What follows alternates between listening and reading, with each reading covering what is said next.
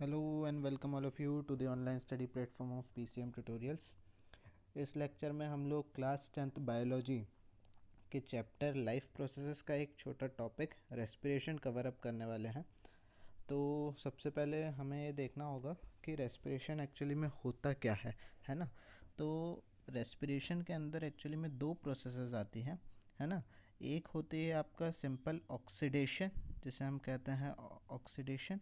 Chemistry में आप लोग ने पढ़ा होगा, जब भी कोई केमिकल एलिमेंट, जब भी कोई एलिमेंट को हम ऑक्सीजन से रिएक्शन करवाते हैं या किसी भी केमिकल इक्वेशन में जब ऑक्सीजन का एडिशन होता है तो उसे हम कहते हैं ऑक्सीडेशन। तो पहली प्रोसेस है आपकी ऑक्सीडेशन, दूसरा है आपकी ब्रीदिंग, है ना। तो इन दो प्रोसेस की मदद से आपका एक रेस्पिरेशन कवर अप होता है।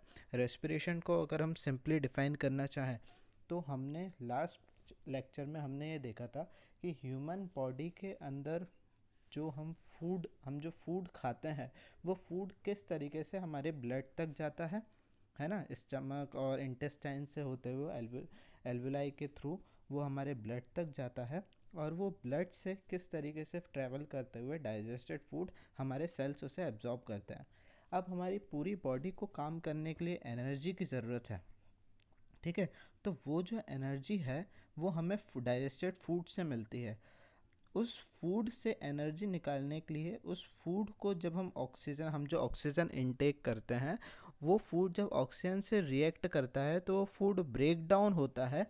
वो फूड जब ऑक्सीजन से रिएक्ट करता है तो वो फूड ब्रेक डाउन होता है और वो कार्बन डाइऑक्साइड, वाटर और एनर्जी प्रोड्यूस करता है। और यही वाली जो एनर्जी है, यही एनर्जी हमें हमारे डेली लाइफ प्रोसेसेस या डेली एक्टिविटीज़ को परफॉर्म करने में मदद करती है। तो रेस्पिरेशन एक सिंपली एक ऐसी प्रोसेस है जिसमें हम फूड को यूटिलाइज करके एनर्जी प्रोड्यूस करते हैं। इस प्रोसेस को हम क्या कहते हैं? रेस्पिरेशन। रेस्पिरेशन सिंपली एक ऑक्सीडेशन प्रोसेस भी है जिसमें हम फूड को ऑक्सीजन की मदद से ब्रेक डाउन करते हैं और एनर्जी प्रोड्यूस करते हैं। लेकिन यहाँ पे कंसेप्ट ये है कि इस फूड को दो तरीके से ब्रेक डाउन किया जा सकता है, एक ऑक्सीजन के प्रेजेंस में और एक ऑक्सीजन के एब्सेंस में। तो ऑक्सीजन के प्रेजेंस और एब्सेंस के बेसिस पे हमने रेस्पिरेशन को दो पार्ट में डिवाइड किया है। एक है एरोबिक रेस्पिरेशन और एक है एनारोबिक रेस्पिरेशन। एरोबिक रेस्पिरेशन वो रेस्पिरेशन होता है जिसमें हम फूड को ऑक्सीजन के प्रेजेंस में ब्रेक डाउन करते हैं, जिसमें हम फूड को ऑक्सीजन के प्रेजेंस में ब्रेक डाउन करते हैं, इसे हम कहते हैं एरोबिक। और एन एरोबिक, एरो यानी कि एयर, तो एयर का प्रेजेंस, एन एरो यानी कि एयर का एब्सेंस। तो एयर के एब्सेंस में जब हम फूड को ब्रेक डाउन करते हैं तो हम उसे कहते हैं एनारोबिक रेस्पिरेशन। अब हम यहाँ पे ग्लूकोज की मदद से समझेंगे, है ना, कि एरोबिक और एनारोबिक रेस्पिरेशन क्या होता है।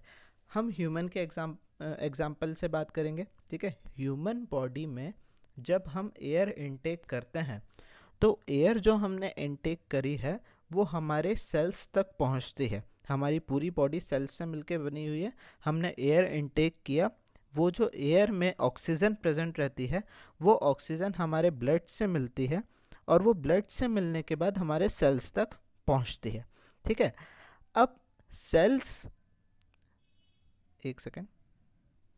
तो एरोबिक और एनारोबिक रेस्पिरेशन में फूड किस तरीके से ब्रेक डाउन होता है और एनर्जी किस तरीके से प्रोड्यूस होती है हम देखते हैं। पहले हम बात करेंगे एरोबिक रेस्पिरेशन की, है ना। तो एरोबिक रेस्पिरेशन में एक्चुअली में क्या होता है, जैसे ही हमारी, आप किसी एग्जांपल ले सकते हैं हम किसी भी ह्यूमन बॉडी का, किसी भी लिविंग बॉडी का। तो हम ह्यूमन बॉडी का एग्जांपल से बात करते हैं। ह्यूमन बॉडी पूरी सेल्स से मिलके बनी हुई है ना। तो फॉर एग्जांपल मान लो ये है आपका सेल, ठीक है। सेल के बीच में होता है एक न्यूक्लियस, ठीक है। और न्यूक्लियस के अलावा एक और बॉडी होती है जिसे हम कहते हैं माइटोकॉन्ड्रिया, नाम सुना होगा आपने, है ना। मान लो इस सेल के पास से एक ब्लड वेसल जा रही है, इस सेल के पास से एक ब्लड वेसल जा रही है।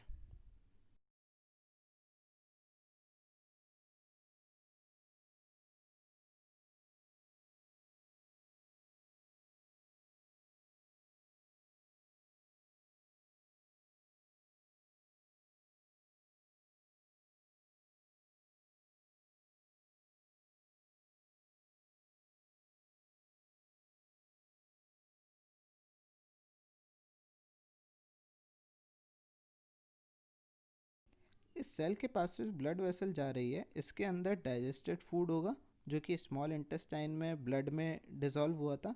वो डाइजेस्टेड फूड जो है, वो डाइजेस्टेड फूड एंटर करेगा। मैं डाइजेस्टेड फूड का कलर बदल देता हूँ, मैं डाइजेस्टेड फूड का कलर ग्रीन कर देता हूँ, है ना। अरे यार छोड़ो। तो ये जो डाइजेस्टेड फूड है, ये जैसे ही हमारे बॉडी में एंटर करेगा, ठीक है, ये डाइजेस्टेड फूड जैसे ही हमारी सेल्स में एंटर किया, ठीक है, सेल्स में एंटर करने के बाद ये वाली जो जगह है इसे हम कहते हैं साइटोप्लाज्म। तो ग्लूकोज जो है, जो कि एक 6 कार्बन का मॉलिक्यूल है, ये साइटोप्लाज्म में एंटर करेगा। और साइटोप्लाज्म में यहाँ पे अभी हम ऑक्सीजन का कोई फंडा नहीं है, प्रेजेंस और एब्सेंस ऑफ ऑक्सीजन, है ना। ये वाली प्रोसेस में ग्लूकोज साइटोप्लाज्म में एंटर करेगा और साइटोप्लाज्म में एक प्रोसेस होगी, प्रोसेस को हम कहते हैं ग्लाइकोलिसिस, जिसमें 6 कार्बन का एक मॉलिक्यूल 3 कार्बन के 2 मॉलिक्यूल्स में ब्रेक डाउन हो जाएगा और इस 3 कार्बन के 2 मॉलिक्यूल को हम कहते हैं पायरुवेट। ठीक है। अब ये जो ग्लूकोज है, ये जो पायरुवेट में ब्रेक डाउन हुआ है, ये कहाँ पे हुआ था? साइटोप्लाज्म में। इस प्रोसेस को हम कहते हैं ग्लाइकोलिसिस। अब ये जो पायरुवेट है जो कि साइटोप्लाज्म में ब्रेक डाउन हुआ था, ये पायरुवेट जो है वो माइटोकॉन्ड्रिया के अंदर एंटर करेगा, है ना। अब यहाँ से डिफ्रेंसिएशन चालू होता है। पायरुवेट को ऑक्सीजन के प्रेजेंस में माइटोकॉन्ड्रिया के अंदर कंप्लीट ब्रेक डाउन किया जाएगा। देखो ज़रा, पायरुवेट जो है वो 3 कार्बन का एक मॉलिक्यूल है, जिसे कंप्लीटली ब्रेक डाउन कर दिया जाएगा 1 कार्बन के मॉलिक्यूल में, जिसे हम कहते हैं कार्बन डाइऑक्साइड। और जब इस पायरुवेट को ब्रेक डाउन किया जाएगा तो इसके बाद ब्रेक डाउन करने के बाद वाटर प्रोड्यूस होगा और एनर्जी प्रोड्यूस होगी। और एनर्जी जो है वो, अगर हम उसे करेंसी के फॉर्म में बोलें तो एक 38 एटीपी एनर्जी प्रोड्यूस होगी। हम एनर्जी जो है, जो भी एनर्जी प्रोड्यूस होती है वो स्टोर कर ली जाती है। जो माइटोकॉन्ड्रिया होता है, जो सेल होता है, सेल के अंदर एक कंपोनेंट प्रेजेंट रहता है जिसे हम कहते हैं एडीपी, है ना। और साथ में एक और कंपोनेंट रहता है जिसे हम कहते हैं फॉस्फोरस, है ना। तो ये जो एनर्जी जितनी भी प्रोड्यूस हुई थी, ये एनर्जी जो है वो एडीपी और पी को मिला के एटीपी में कन्वर्ट कर देती है, जिसे हम कहते हैं एडिनोसिन ट्राइफॉस्फेट। ठीक है। क्या हो रहा है यहाँ पे? जितनी भी हमने सबसे पहले क्या किया, ये जो ग्लूकोज है वो एक सेल के अंदर एंटर किया। सेल के साइटोप्लाज्म में एंटर करने के बाद ऑक्सीजन, यहाँ पे ऑक्सीजन का कोई रोल नहीं है। सेल के साइटोप्लाज्म में सेल जो है इस ग्लूकोज को ब्रेक डाउन करेगा दो कार्बन के 3 कार्बन के 2 मॉलिक्यूल में। जो कि 6 कार्बन का एक मॉलिक्यूल था, वो 3 कार्बन के 2 मॉलिक्यूल में ब्रेक डाउन हो जाएगा, जिसे हम कहते हैं पायरुवेट या फिर पायरुविक एसिड, जिस प्रोसेस को हम कहते हैं ग्लाइकोलाइसिस। ये पायरुवेट जो है वो एंटर करेगा सेल के माइटोकॉन्ड्रिया के अंदर, जहाँ पे ये कंप्लीट ब्रेक डाउन होगा और प्रोड्यूस करेगा एनर्जी। अगर ये एनर्जी यूटिलाइज होती है तो ठीक, लेकिन अगर ये एनर्जी को सेव करना है बाद में किसी काम को के लिए, है ना, तो इस एनर्जी को सेव कर लिया जाएगा एटीपी के फॉर्म में, है ना। और कितने, एक ग्लूकोज मॉलिक्यूल को ब्रेक डाउन करने में, ब्रेक डाउन अगर हम इसे एरोबिक रेस्पिरेशन से ऑक्सीजन के प्रेजेंस में ब्रेक डाउन करते हैं तो 38 एटीपी एनर्जी प्रोड्यूस होती है। ठीक है। जितनी भी एनर्जी है जो प्रोड्यूस हुई थी वो एटीपी के फॉर्म में स्टोर होती है। अब ये एटीपी कैसे बनता है? ये एटीपी बनता है कि माइटोकॉन्ड्रिया में ऑलरेडी एक एडीपी नाम का और एक फॉस्फोरस नाम का एक कंपाउंड प्रेजेंट रहता है। ये दोनों कंपाउंड को मिला के एटीपी बनाया जाता है और इन दोनों कंपाउंड को मिलाने में ये वाली एनर्जी यूज़ होती है। अब जब भी हमारे किसी भी पार्ट को एनर्जी की ज़रूरत होगी, हमारी बॉडी के किसी भी पार्ट को एनर्जी की ज़रूरत होगी, तो वो एटीपी को लेगा, एटीपी को ब्रेक डाउन करेगा। तो एटीपी को जब ब्रेक डाउन करेंगे तो दोबारा से बन जाएगा एडीपी प्लस एक फॉस्फोरस का मॉलिक्यूल। और जब ये एटीपी को जब ब्रेक डाउन किया जाएगा तो एनर्जी रिलीज होगी और उसी एनर्जी को यूटिलाइज कर लिया जाएगा, है ना। तो ये वाली कुछ प्रोसेस होती है जिसे हम कहते हैं एरोबिक रेस्पिरेशन।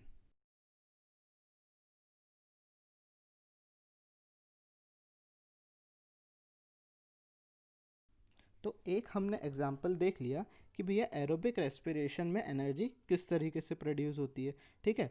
लेकिन अगर हम एनारोबिक रेस्पिरेशन की बात करें, कुछ ऐसे भी लिविंग ऑर्गेनिज्म होते हैं जिन्हें एनर्जी प्रोड्यूस करने के लिए ऑक्सीजन की ज़रूरत नहीं होती है ना। तो ऐसे टाइप के रेस्पिरेशन को हम कहते हैं एनारोबिक रेस्पिरेशन। ठीक है, क्योंकि रेस्पिरेशन का मतलब ही हमने समझ लिया है, रेस्पिरेशन का मतलब होता है एनर्जी प्रोड्यूस करना।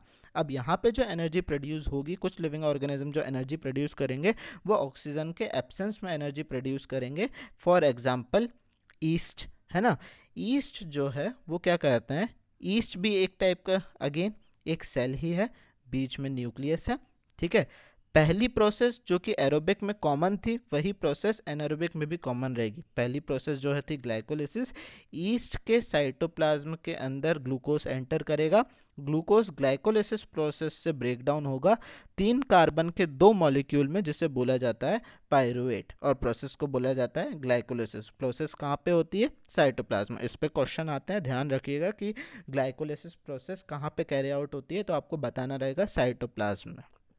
ठीक है, फिर ये जो साइटोप्लाज्म है, इसी साइटोप्लाज्म में अगेन ईस्ट जो है वो ऑक्सीजन के एब्सेंस में, ईस्ट जो है वो ऑक्सीजन के एब्सेंस में ग्लूकोज को ब्रेक डाउन कर देते हैं इथेनॉल में। इथेनॉल का फॉर्मूला होता है C2H5OH। आप कंपेयर करो ज़रा, ह्यूमन बॉडी में या ऐसे लिविंग ऑर्गेनिज्म जिसे एनर्जी प्रोड्यूस करने के लिए ऑक्सीजन की ज़रूरत पड़ती है, वो पायरुवेट को एक कार्बन के मॉलिक्यूल यानी कि कार्बन डाइऑक्साइड में ब्रेक डाउन कर रहे थे, लेकिन ऑक्सीजन के एब्सेंस में ये पायरुवेट को कंप्लीटली ब्रेक डाउन नहीं कर पाते। जब कंप्लीटली ब्रेक डाउन नहीं कर पाते तो आखिरी में 2 कार्बन का एक मॉलिक्यूल बनता है जिसे हम कहते हैं अल्कोहल या फिर इथेनॉल। ठीक है, साथ में कार्बन डाइऑक्साइड रिलीज होती है। अब ये पायरुवेट क्योंकि कंप्लीट ब्रेकडाउन नहीं हो पाया, जिसकी वजह से जो एनर्जी प्रोड्यूस होती है वो भी कम प्रोड्यूस होती है, 2 एटीपी एनर्जी। और एटीपी कैसे बना वो मैंने आपको बता दिया है। ठीक है, एक बात और पूछी जाती है कि क्या ह्यूमन में एनारोबिक रेस्पिरेशन हो सकता है। तो बिल्कुल हो सकता है ह्यूमन में एनारोबिक रेस्पिरेशन।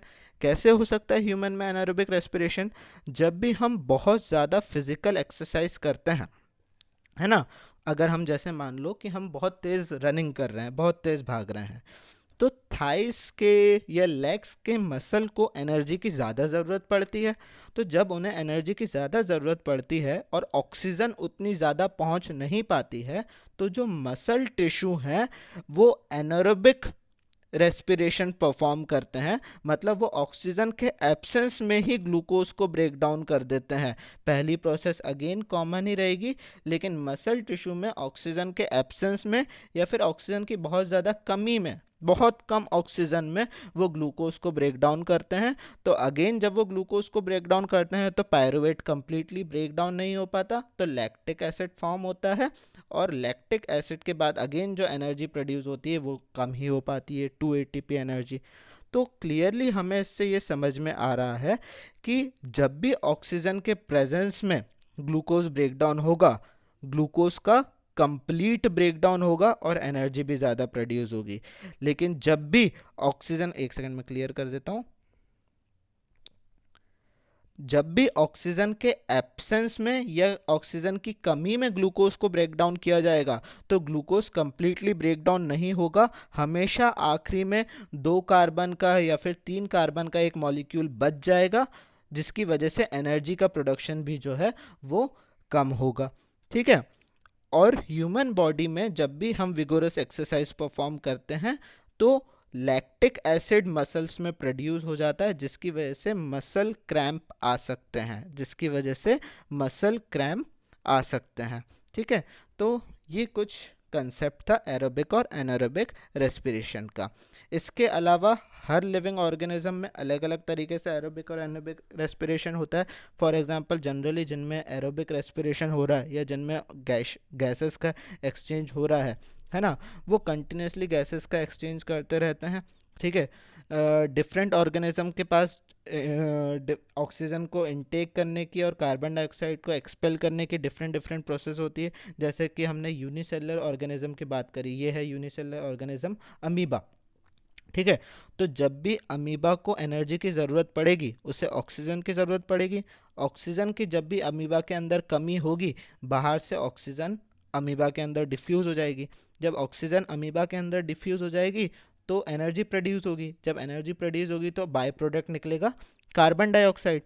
कार्बन डाइऑक्साइड जब इसका बाय प्रोडक्ट निकला तो अंदर कार्ब अमीबा के अंदर कार्बन डाइऑक्साइड का कंसंट्रेशन ज़्यादा हो जाएगा और बाहर कार्बन डाइऑक्साइड का कंसंट्रेशन कम हो जाएगा, जिसकी वजह से कार्बन डाइऑक्साइड जो है बाहर डिफ्यूज़ हो जाएगी प्लाज्मा मेम्ब्रेन के थ्रू, है ना।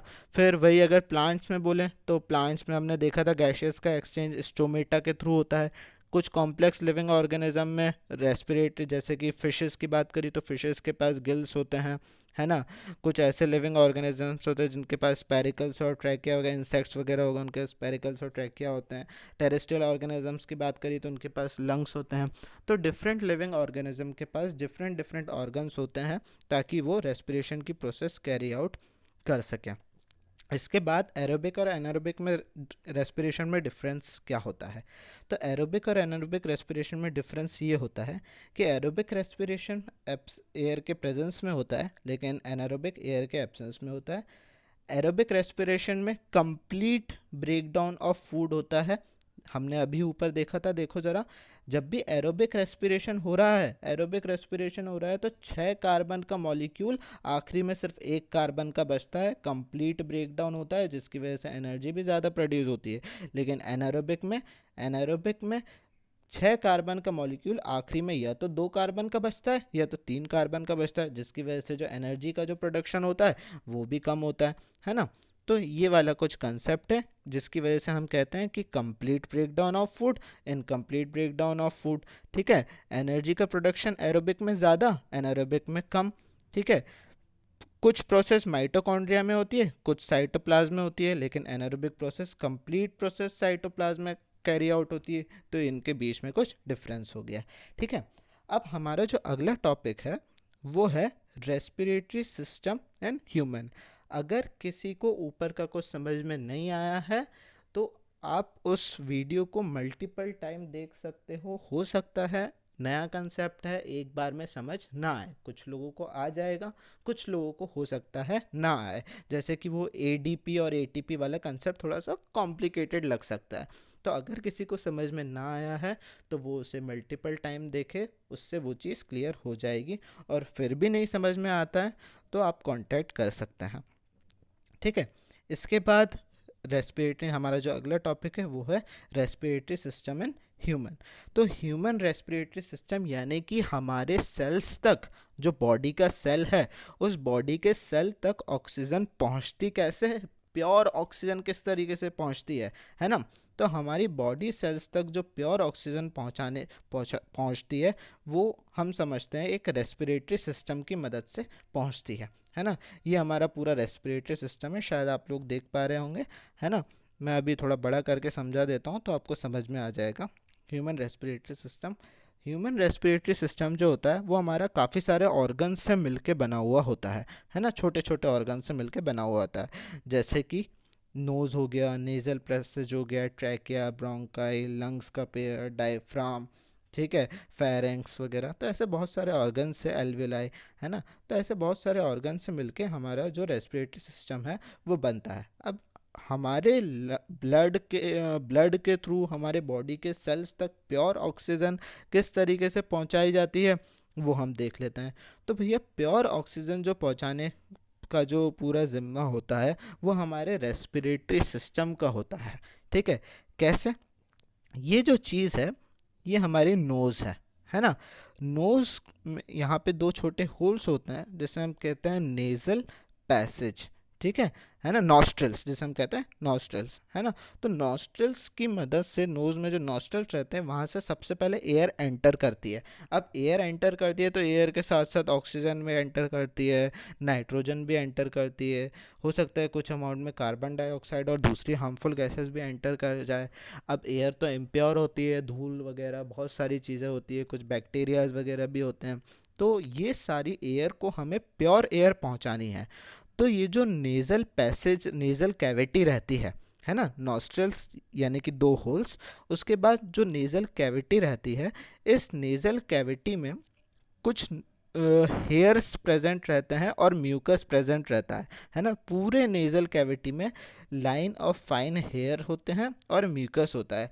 तो ये जो हेयर और म्यूकस है, म्यूकस यानी कि आपने शायद अभी हमने स्टमक के केस में पढ़ा था, है ना, एक लिक्विड होता है जो HCl से, तो ऐसा ही एक और लिक्विड होता है जिसे हम बोलते हैं म्यूकस, है ना, एक सीक्रेशन होता है जो कि सारी इम्प्योरिटीज़ और डस्ट पार्टिकल्स को ट्रैप करने का काम करता है। जब ये डस्ट पार्टिकल्स बहुत ज़्यादा हो जाते हैं तो वी स्नीज जनरली, है ना, ताकि वो सारे डस्ट पार्टिकल्स बाहर निकल जाएं। उसके अलावा ये जो इम्प्योरिटीज़ हैं, है ना, वो सारी इम्प्योरिटीज़ और डस्ट पार्टिकल जो हैं वो फाइन हेयर और म्यूकस में ट्रैप होकर रह जाते हैं। और उसके अलावा ये एयर को, जो भी एयर अंदर जा रही है बॉडी के अंदर, उसे मॉइस्ट और वार्म कर देता है। मॉइस्ट और नमी दे देता है थोड़ी सी एयर में और उसे थोड़ा सा गर्म कर देता है। आपने नोटिस किया होगा जब भी हम हवा, हमारी एयर बाहर एक्सेल करते हैं वो थोड़ी सी गर्म रहती है ना। तो मॉइस्ट और वार्मथ एयर का जो रीज़न रहता है वो ये रहता है ताकि ज़्यादा से ज़्यादा ऑक्सीजन का एब्जॉर्प्शन हो सके। ठीक है, तो सबसे पहले हमने यहाँ पे क्या देखा कि नोज के थ्रू, नॉस्ट्रिल्स के थ्रू बॉडी ने एयर अंदर ली, नेजल कैविटी में एयर को प्यूरिफाई किया गया। अब देखो ज़रा यहाँ से नोज, एक सेकेंड,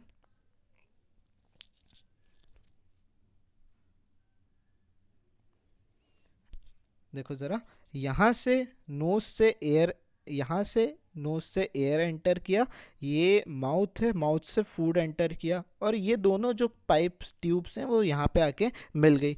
तो ये जो बीच का जो पैसेज होता है इसे बोला जाता है फेरिंग्स।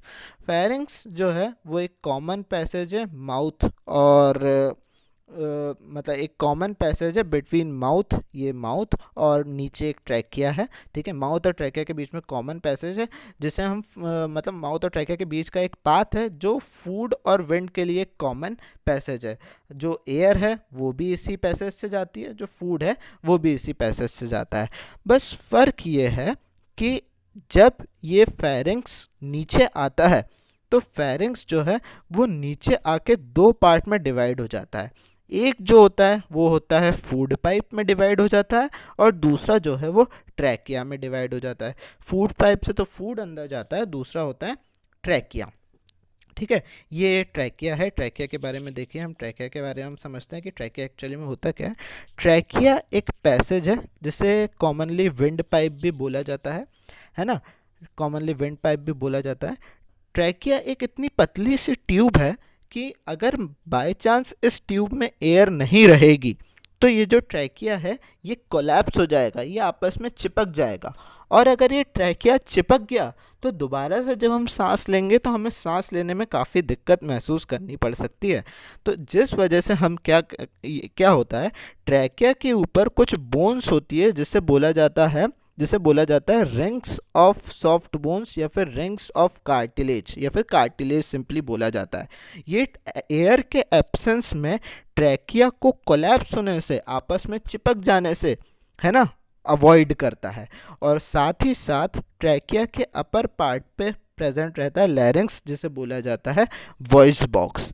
ठीक है, इसे क्या बोला जाता है, वॉइस बॉक्स। और वॉइस बॉक्स के ही पास में एक और स्ट्रक्चर होता है, हमने शायद उसके बारे में पढ़ा था, एपिग्लॉटिस, है ना, एक flap like, leaf like structure होता है एपिग्लॉटिस, जो कि जब हम फूड खाते हैं, है ना, जब हम फूड खाते हैं तो फूड और विंड जो है वो एक कॉमन पैसेज से आता है और यहाँ पे आके उसे डिवाइड होना होता है ना।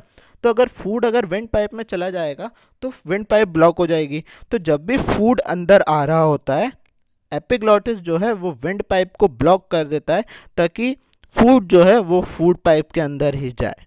ठीक है, तो ये कंसेप्ट रहता है एपिग्लॉटिस का। इसके बाद आगे देखते हैं। ठीक है, तो हवा जो एयर है, हमने देखा एयर जो है वो पहले माउथ के थ्रू एंटर करी, सॉरी नोज के थ्रू एंटर किया उसने, फिर एयर जो है वो फाइन हेयर और म्यूकस के थ्रू प्यूरिफाई हुआ, फिर वो एक कॉमन पैसेज के थ्रू गया जिसे हम कहते हैं फेरिंग्स, फिर उसके बाद वो एयर जो है वो ट्रैकिया के अंदर आ गई। ट्रैकिया के बारे में हमने पढ़ा कि ट्रैकिया को सपोर्ट करने के लिए कार्टिलेजेस रहती है, ट्रैकिया के ऊपर लैरिंक्स भी प्रेजेंट रहता है। लेकिन जब ट्रैकिया नीचे जाता है तो ये ट्रैकिया दो पार्ट में डिवाइड हो जाता है, देख सकते हैं आप लोग, ये ट्रैकिया दो पार्ट में डिवाइड हो गया, और ये जो दोनों पार्ट जो हैं वो लंग्स के अंदर ओपन होते हैं। ये दोनों पार्ट्स जो हैं वो लंग्स के अंदर ओपन होते हैं, जिसे हम कहते हैं bronchi. Trachea run down and divides into two small tubes called bronchi. Bronchi are connected to lungs. ठीक है, अब इसके अलावा एक और चीज़ मैं आपको बताना चाहता हूँ कि आप लोग देख पा रहे होंगे, ये जो पूरे चेस्ट कैविटी है जिसे हम थोरेसिक कैविटी भी बोलते हैं, ठीक है, इसके नीचे यहाँ पे प्रेजेंट है, आप लोग देख पा रहे होंगे, डायफ्राम, है ना। ये जो डायफ्राम प्रेजेंट है, ये डायफ्राम जो है वो डिवाइड करता है, ये जो डायफ्राम है ये डिवाइड करता है एब्डोमिनल कैविटी। एब्डोमिनल कैविटी यानी कि जहाँ पे हमारा स्टमक, इंटेस्टाइन वगैरह प्रेजेंट है। एब्डोमिनल कैविटी को थोरेसिक कैविटी से सेपरेट करने का जो काम करता है वो काम करता है ये डायफ्राम। ठीक है, कोई दिक्कत? ये जो डायफ्राम है ये एब्डोमिनल कैविटी को चेस्ट कैविटी से थोरेसिक कैविटी से डिवाइड करने का काम करता है। ठीक है, इसके बाद हम देख रहे थे कि ट्रैकिया नीचे आके ट्रैकिया दो पार्ट में डिवाइड हो गया, जिसे हम कहते हैं ब्रोंकाई। ठीक है, अब ब्रोंकाई के बारे में देखते हैं। ये जो ब्रोंकाई जो पूरा लंग्स के अंदर गया है, आप देख पा रहे होंगे ब्रोंकाई लंग्स के अंदर फर्दर, ये ब्रोंकाई दो इधर आया, ठीक है, ब्रोंकाई लंग्स के अंदर आके, ये ब्रोंकाई आया, ब्रोंकाई लंग्स के अंदर आके फर्दर डिवाइड हो गया। तो ब्रोंकाई जब लंग्स के अंदर आके फर्दर डिवाइड होता है तो उस डिवीजन को हम कहते हैं bronchioles. Each bronchi divide into large number of small tubes called bronchioles, और हर ब्रोंक्यूल्स के एंड में छोटे छोटे बल्ब लाइक सैक होते हैं, बल्ब लाइक स्ट्रक्चर होते हैं, जिन्हें बोला जाता है alveoli. Bronchi have a tiny pouch like air sacs called alveoli, जिनके अंदर हवा भरी जाती है। तो हर सैक के एंड में एक छोटा सा एक बल्ब टाइप का एक स्ट्रक्चर होगा, हर ब्रोंक्यूल्स के एंड में एक स्ट्रक्चर होगा जिसे बोला जाता है एल्वोलाई। तो जो भी एयर आती है, एल्वोलाई की वॉल इतनी थिन होती है, एल्वोलाई की वॉल इतनी ज़्यादा थिन होती है कि एल्वोलाई, फॉर एग्जांपल मैं एक समझाता हूँ, एक सेकंड रुकना।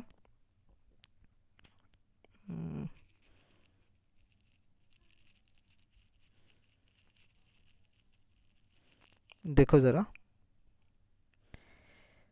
ये एल्वोलाई है, तो एल्वोलाई की वॉल इतनी ज़्यादा थिन होती है कि, और उससे जुड़ी हुई रहती है बहुत सारी ब्लड कैपिलरीज।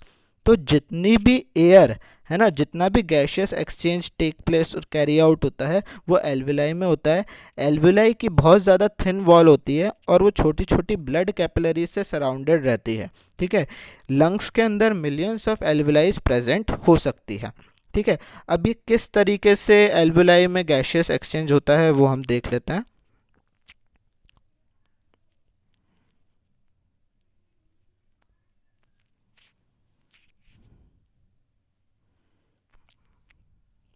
देखो ज़रा, फॉर एग्जांपल अभी हमने देखा कि पहले नॉस्ट्रल से एयर एंटर की, नेजल पैसेज में गई, प्यूरिफाई हुई, फेरिंग्स कॉमन पैसेज से पास हुई, ट्रैकिया में गई जो कि विंड पाइप होता है। ट्रैकिया दो पार्ट में डिवाइड हुआ, ब्रोंकाई में, ब्रोंकाई फर्दर डिवाइड हुआ ब्रोंक्यूल्स में, और ब्रोंक्यूल्स के एंड में प्रेजेंट थी एल्वोलाई। ठीक है, अब ये मान लो कि ये जो चीज़ है ये है आपकी एल्वोलाई। एल्वोलाई की वॉल, पहली चीज़, बहुत ज़्यादा थिन होती है। दूसरा, यहाँ पे शायद ये थोड़ा सा दिख नहीं पा रहा है, मैं इसे हटा देता हूँ, है ना, अब दिख पा रहा होगा। तो एल्वोलाई के एंड में ये आपको जो येलो वाला पोर्शन दिख रहा है ना, इस येलो वाले पोर्शन को हम कहते हैं ब्लड कैपिलरीज। तो ब्लड कैपिलरीज से जाता है ब्लड, और ये एल्वोलाई से जुड़ी हुई होती है। तो जितनी भी ऑक्सीजन एल्वोलाई में आती है, ठीक है, वो, क्योंकि ब्लड में ऑक्सीजन की अभी कमी है, तो ऑक्सीजन जो है वो डिफ्यूज हो जाती है एल्वोलाई से लेके ब्लड में। फिर ब्लड जो है वो उस ऑक्सीजन को लेके जाता है बॉडी के सेल के पास। ये दिख पा रहा होगा आपको, बॉडी का सेल, है ना। तो ब्लड जो है वो उसे लेके जाता है बॉडी के सेल के पास, बॉडी के सेल को एनर्जी प्रोड्यूस करनी है। तो जैसे ही ये जो ब्लड आर्टरी, ये जो ब्लड है, ये ब्लड जैसे ही किसी टिश्यू से पास होगा, वो ऑक्सीजन को डिफ्यूज कर देगा बॉडी सेल में। फिर बॉडी सेल जो है उस ऑक्सीजन को यूटिलाइज करके एनर्जी प्रोड्यूस करेगी, और एनर्जी प्रोड्यूस करने के बाद जो बाय प्रोडक्ट निकलता है वो अभी हमने देखा, वो निकलता है वाटर एंड कार्बन डाइऑक्साइड, यानी कि moisture and carbon dioxide. Water and carbon dioxide again blood में आ जाएगा। ब्लड में आने के बाद वो अगेन घूमते हुए एल्वुलाई के पास आएगा, एल्वुलाई को कार्बन डाइऑक्साइड दे देगा, मॉइस्चर दे देगा, जो कि एल्वुलाई वापस से ऊपर लेके आएगा और मतलब बाहर रिलीज कर देगा। और जब दोबारा से हम एयर इनहेल करेंगे तो एयर आएगी, फ्रेश एयर आएगी, अगेन वो ऑक्सीजन एल्वुलाई तक आएगी, एल्वुलाई से ब्लड में एब्जॉर्ब होगी, ब्लड से वो बॉडी सेल के पास जाएगी, बॉडी सेल उसे यूटिलाइज करेंगे, कार्बन डाइऑक्साइड रिलीज करेंगे, वो वापस से एल्वुलाई के पास लाके छोड़ देंगे और वो बाहर एक्सपेल आउट हो जाएगी। तो इस तरीके से ये वाली प्रोसेस जो है वो कंटिन्यूसली चलती रहती है। ठीक है, इसके बाद एक और चीज़ आती है यहाँ पे हमें हमारे समझने के लिए। वो कंसेप्ट ये है कि आप लोग देख पा रहे होंगे कि थिन वॉल एल्वुलाई जो है वो ऑक्सीजन और ब्लड में और कार्बन डाइऑक्साइड के ब्लड में और डिफ्यूजन करने में मदद करता है। साथ ही साथ जो भी एल्वुलाई ब्लड में आ गई है उसे बॉडी सेल तक आगे कैरी आउट करने का काम होता है हीमोग्लोबिन। जैसे मान लो ये हीमोग्लोबिन है ब्लड में, तो हीमोग्लोबिन ऑक्सीजन से जुड़ जाएगा, और ऑक्सीजन से जुड़ने के बाद यहाँ पे आ जाएगा, इस जगह पे आ जाएगा, और इस जगह पे आके वो डिफ्यूज हो जाएगा। ठीक है, बॉडी सेल्स में। तो ब्लड कार्बन डाइऑक्साइड और ऑक्सीजन का जो ट्रांसपोर्टेशन का जो काम करता है वो काम करता है हीमोग्लोबिन। तो बॉडी में अगर गलती से हीमोग्लोबिन की कमी हो जाती है तो ऑब्वियस सी बात है बॉडी टिश्यू तक, बॉडी सेल तक एनर्जी नहीं पहुंच, ऑक्सीजन नहीं पहुंच पाएगी, और ऑक्सीजन नहीं पहुंचेगी तो एनर्जी भी प्रोड्यूस नहीं होगी, और एनर्जी प्रोड्यूस नहीं हुई तो अगेन ब्रीदिंग प्रॉब्लम की वजह से हीमोग्लोबिन टायर्डनेस फील हो सकती है, और बॉडी में लैक ऑफ एनर्जी फील हो सकती है ना। तो ये सारे कुछ तरीके हैं जिनकी मदद से बॉडी में पूरे ऑक्सीजन का ट्रांसपोर्टेशन होता है। इसके अलावा इस टॉपिक का, इस लेक्चर का जो लास्ट टॉपिक बचता है, वो लास्ट टॉपिक हमें ये बताता है कि ब्रीदिंग हमारी किस तरीके से होती है, मैकेनिज्म ऑफ ब्रीदिंग क्या है। तो मैकेनिज्म ऑफ ब्रीदिंग हम देख लेते हैं। जब भी हम ब्रीथ करते हैं तो ब्रीदिंग एक फिजिकल प्रोसेस है जिस प्रोसेस में हम ऑक्सीजन इनटेक करते हैं और कार्बन डाइऑक्साइड को बाहर एक्सपेल आउट कर देते हैं। ब्रीदिंग की प्रोसेस के लिए दो चार चीज़ें काम करती हैं। एक तो जो सबसे इम्पोर्टेंट चीज़ काम करती है वो काम करती है लंग्स, नॉस्ट्रल्स, डायफ्राम्स भी काम करते हैं, डायफ्राम्स उसमें लिखा, डायफ्राम्स और ये रिब केज, ये दो चार चीज़ें हैं जो हमारे ब्रीदिंग में मदद करती हैं। कैसे मदद करती हैं आप लोगों को पता है, यहाँ पे डायफ्राम है। जब भी हमें ब्रीद इन करना होगा, हमारी जो चेस्ट कैविटी है, हमारी जो चेस्ट कैविटी है वो अपवर्ड मूव करेगी, चेस्ट कैविटी अपवर्ड मूव करेगी, यानी कि बाहर की तरफ मूव करेगी। तो हमारे लंग्स में ज़्यादा जगह हो जाएगी जिसकी वजह से एयर पूरी अंदर आ जाएगी, और डायफ्राम जो है वो डाउनवर्ड जाएंगे, तभी तो एयर, डायफ्राम नीचे आए, डायफ्राम नीचे आए और चेस्ट कैविटी ऊपर की तरफ गई, तो अंदर जगह ज़्यादा हो गई जिसकी वजह से हमने एयर इनटेक करी। जब भी हमें एयर एक्सपेल आउट करने होंगे, हमारे डायफ्राम ऊपर की तरफ जाएंगे और हमारी चेस्ट जो है वो अंदर की तरफ जाएगी, जिसकी वजह से अगेन लंग्स जो है वो पूरे कॉन्ट्रैक्ट होंगे और हवा बाहर की तरफ पुश आउट हो जाएगी। तो डायफ्राम और रिब केज या फिर चेस्ट कैविटी जो है उनका कॉन्ट्रैक्शन और रिलैक्सेशन मदद करता है हमारी ब्रीदिंग की प्रोसेस के लिए। और अगर आखिरी में हम इस चीज़ को सम अप करना चाहे रेस्पिरेशन और ब्रीदिंग के डिफरेंस से, तो रेस्पिरेशन एक बायोकेमिकल प्रोसेस है जिसमें एंजाइम्स मदद करते हैं, फूड को ब्रेक डाउन करने में, लेकिन ब्रीदिंग एक फिजिकल प्रोसेस है, जिसमें सिर्फ हम एयर को इनहेल और एक्सहेल करते हैं। रेस्पिरेशन एक सेल के अंदर होती है लेकिन ये सेल के बाहर होती है, इसमें ऑर्गन्स मदद करते हैं। इसमें एंजाइम्स इन्वॉल्व होते हैं, इसमें कोई एंजाइम्स इन्वॉल्व नहीं होते। रेस्पिरेशन की प्रोसेस में एनर्जी प्रोड्यूस होती है, लेकिन यहाँ पे कोई एनर्जी प्रोड्यूस नहीं होती। और रेस्पिरेशन की प्रोसेस बॉडी के सभी सेल्स में ऑर्गेनाइज होती है, सभी सेल्स में कैरी आउट होती है। लेकिन ब्रीदिंग की प्रोसेस में सिर्फ कुछ ही ऑर्गन्स इन्वॉल्व रहते हैं, जैसे कि लंग्स हो गया, डायफ्राम हो गया, नोज हो गया, ट्रैकिया हो गया, जिस पाथ के थ्रू एयर लंग्स तक जाती है। तो this is all about this lecture and this is all about आज का हमारा टॉपिक का नाम था हमारा रेस्पिरेशन। अगर आप लोग को कोई भी दिक्कत आती है, कोई भी प्रॉब्लम आती है, तो आप पूछ सकते हैं। और वीडियो को अगर आप मल्टीपल टाइम वॉच करेंगे तो आपके सारे टॉपिक्स क्लियर हो जाएंगे। Thank you so much. मिलते हैं हम लोग नेक्स्ट लेक्चर में। नेक्स्ट लेक्चर जो होगा वो हमारा होगा ट्रांसपोर्टेशन से रिलेटेड।